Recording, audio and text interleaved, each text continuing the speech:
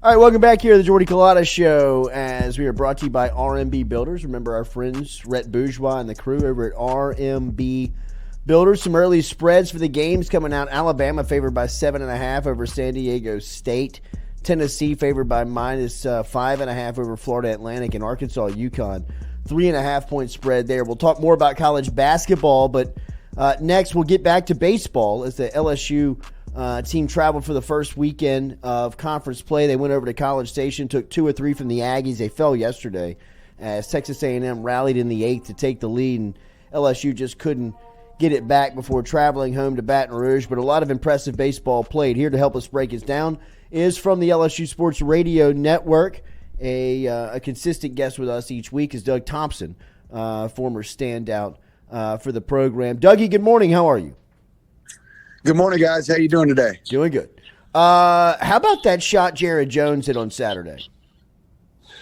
Yeah, I mean, this guy, I said the first game of the year, he reminds me a lot of Brad Cressy. But, his stature, his build, there's a lot of young Mark McGuire in there as well. I mean, this guy is massive, and he's got serious pop.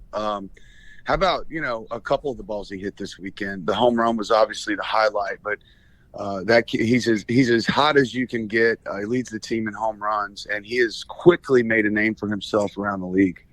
Dougie, before we talk about all the positives, and there's a ton of positive to get to from the weekend, tell me what you saw yesterday. What happened yesterday? LSU looked like they were in command for a lot of it. They just couldn't close it.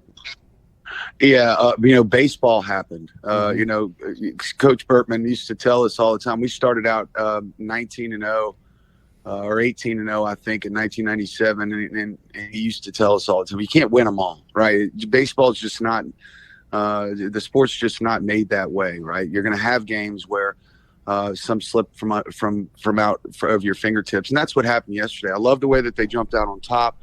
But Texas A&M is a very difficult place to play. They got the bubbles, they've got all the weird stuff going on, and they're intense. I mean, they are locked in. It's a great fan base, and that's what happened yesterday. Shores and Little just gave up a couple hits, and A&M, you got to tip your hat. They got the timely hit when they needed it late in the game to come from behind. But all in all, a 13-game win streak. What an impressive run. They're 16-2, I believe, right now, or is it 16-2 or 18-2? But just as red hot as they can be, and man, they're doing it in dominating fashion. 18-2 right now, Dougie. Friday night, Paul Skeens again, 11 strikeouts, goes 6 1/3, gives up 4 hits. What did you see about LSU's ace, Dougie? It feels like he's fastly becoming like number 1 pick type discussion. Yeah, look, don't be surprised at the end of the year if you got Cruz and Skeens at 1 and 2. I mean, that's a strong possibility, I would say. Look, it's going to be hard to replace Ben as the GOAT, right? Here at LSU, he's a legend. A couple hundred strikeouts that year. Nobody's ever done that. He won the Golden Spikes. He was the number 1 pick overall in the draft, and he dominated a lot like Paul Skeens did. But next. Right now, Paul Skeens is putting together the best or the second best season in the history of LSU baseball. 5-0, he's got 59 strikeouts and only 4 walks in 30.1 innings pitched. I mean, that is literally off the charts. I mean, you can't throw it any better. He's had double-digit strikeouts in every game. And I just don't see him letting up at any time soon. Like I'm watching for a weakness. I'm watching for the moment where he loses it. But he just doesn't. He's consistent. He goes hard. He's a great competitor, as dominant as you want a Friday night guy to be. Let's just make sure he walks around in a bubble those 4 days in between starts to make sure he's completely healthy. I told you at the beginning of the year, Jay Johnson saying that Paul wouldn't hit much because he's just too valuable. And he also said in the same breath that he would hit 25 home runs if he played every day. So for me, I hadn't seen Skeens at that point throw a significant amount of time. But at the end of the first inning of the first game, I realized what Coach Johnson was saying. He is absolutely too valuable for anything to happen to him. So, man, I don't know what more I can say about the guy. He is as dominant can be. He's one of the best that we've seen in purple and gold. Doug, but besides the obvious, the stature, the strength, the size of Skeens. What is it about him? I mean, from pitcher to pitcher, what makes him so dominant right now? Well, his four-seamer is 98 to 100 miles an hour. When he gets 0-2, he misses an inch and a half, 2 inches off the plate on purpose. His two-seamer, which I think personally is his best pitch, is 94 to 96. It'll touch 97 miles an hour. He's got a changeup and a wipeout slider. So that's what's happening. He just has major league stuff. And I'm not talking about just that 100-mile-an-hour fastball. I'm saying that all 4 of his pitches are major league ready pitches. Right now, I think that Paul Skeens could be in the starting 5 rotation for 20 of the big league teams, if not more. Today, right now, not after a couple years in the minor leagues. I think right now that plays at the major league level. So essentially, I mean, LSU's got 2 big leaguers on their roster right now in Cruz and Skeens. Right? Yeah, you're right, because, if Dylan Cruz goes out after high school and he's in his this is his 3rd year of the minor leagues, man, I'm betting a lot of money that he'd be in big league camp and break with the team this year. So yes, I think this is about as close as we've ever seen to 2 kids that are major league ready or dang close out there playing for LSU, and we're lucky to have them both. Tell me what you saw from Floyd and Hurd. I love Ty Floyd. I love Thatcher Hurd. I think he's a strike thrower, and he's gonna. I think those 2 guys are plenty good enough to win a bunch of games this year. I want to say, both of them, have also been very difficult to hit. 95-mile-an-hour fastballs from Ty Floyd. You got Garrett Edwards also coming out of the bullpen with mid-90s fastballs. And Thatcher Hurd's a strike thrower. And I think those guys are going to compete well. I think they complement Skeens well. And that's a great 1, 2, 3. This weekend we saw Shores and Little come out of the bullpen, give up a couple hits. But again, those guys are extremely valuable. They're going to be a big part of this team. The one takeaway for me, I believe Little had a walk or 2 in that 9th inning. Right. Yep. Or the 8th inning. You see, at the end of the game, whoever that guy is that comes in to fill that closer role, quote unquote, it's a must. He has to throw strikes. You can outs in the last inning are like golden eggs. They're very difficult to come by, and when you walk them, especially toward the end of the game, it seems like those guys come around to score more often than not. So. Other than that, though, I mean, it was a spectacular weekend. They went on the road. They won 2 out of 3. They had the 3rd game really wrapped up. But I'm excited. Look, we got Arkansas coming to town this weekend. These guys are on a 13-game win streak. They're hitting 320-ish or 310 as a team. LSU, by the way, is hitting 330 as a team. Just to put that in, just to give you some perspective there, the 2000 team hit 340 as a team to win the national championship. But, I mean, I personally think that this weekend, the 2 hottest teams in baseball are going to be right here in Baton Rouge going after each other. I mean, Arkansas is 16-2. They sweep Auburn, again, a 13-game win streak. They've pitched really well. They've hit really well, very similar to LSU. But I really like the Tigers here at the box, and I love Skeens on Friday night. Dougie, we saw Neal take one to the back on Saturday, a pitch right to the middle of his back, and he came out of the game. Milazzo comes in, finishes, and then Neal back into the lineup on Sunday. With the depth that they have at catcher, did that surprise you to see Neal going back to back like that? No, not at all. Not at all. Neal can swing it. Like he's a real hitter. When you look at stat sheets, Jordy, you very rarely see a batter with more walks than strikeouts.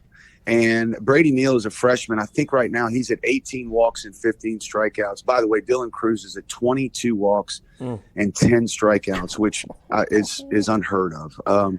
But when you see that, right, that guy's got an idea what he's doing. That guy's not scared to get deep in counts. He can let the ball travel. He has confidence enough to take that first pitch, the pitcher's pitch on the outside black, tip his hat, and stay in the at-bat. Brady Neal can swing it. So it doesn't surprise me at all to see him go back. And what a great spot to be in, though, if you're Jay Johnson. If Brady Neal gets banged up a little bit, you got a guy like Alex Milazzo to go to, who's an all-SEC defensive-type catcher. And by the way, he's been swinging a little bit, too, in his opportunities that he's had. I agree. Yeah, it's good to see the way that he's taking advantage. Paxton Kling, we've seen Jay Johnson have a pretty quick hook because of just the talent that he's had on the bench. He looks like he wants to stick with the freshman. Yeah, I mean, he may be the best athlete on the field. Right around 6'2", runs like a deer. He's shown us that he's got some serious pop. He can really defend well. I've heard that name all the way since the fall from parents of players that I know telling me, watch out for this freshman. And they're spot on. He can really play. I want to say he had a slower weekend this weekend in Arkansas. Of course, I didn't see the Sunday game, but I did pay attention to the first two nights. But, I think he's a guy. I think he'll be in that lineup for a while. And he's going to be one of the tough ones to get out of the lineup because he's going to get plenty of opportunities.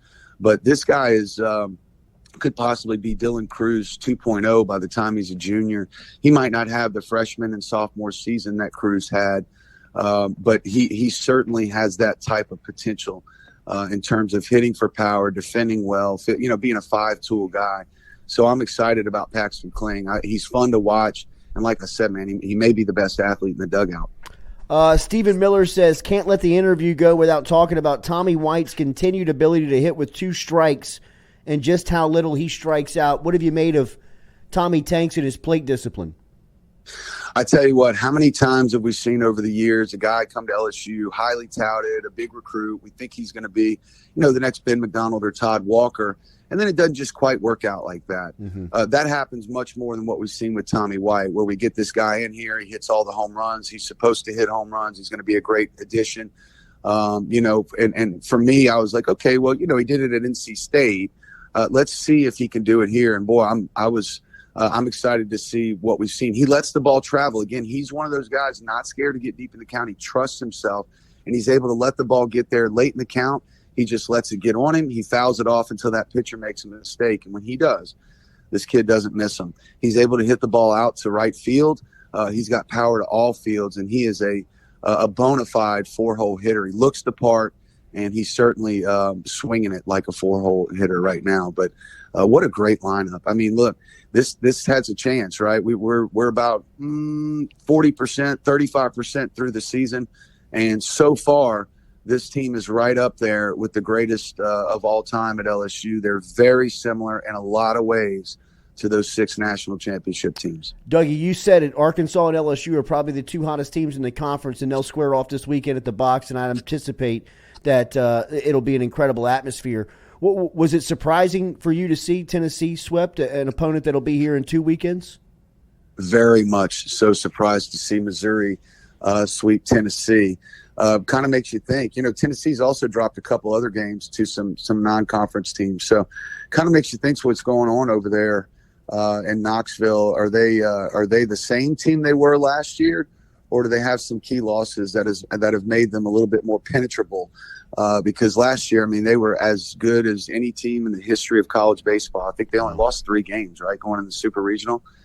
So things are a little bit different this year, but boy, am I looking forward to Tennessee being at the box. What is that, a couple weeks from now? Yes, 2 weeks, not this weekend, but next. Tennessee will be in town. And then LSU goes to South Carolina. I mean, that's one of the series we hadn't talked about here. To start conference play, LSU is going to Texas A&M, hosting Arkansas and Tennessee, and then traveling to South Carolina. You will know through the first 5 weeks of the season where LSU stands for sure. We will all know where we are and where we look like we're going to be in the SEC. That it doesn't get much tougher than that in your first 4 SEC weekends. We'll see how they come out.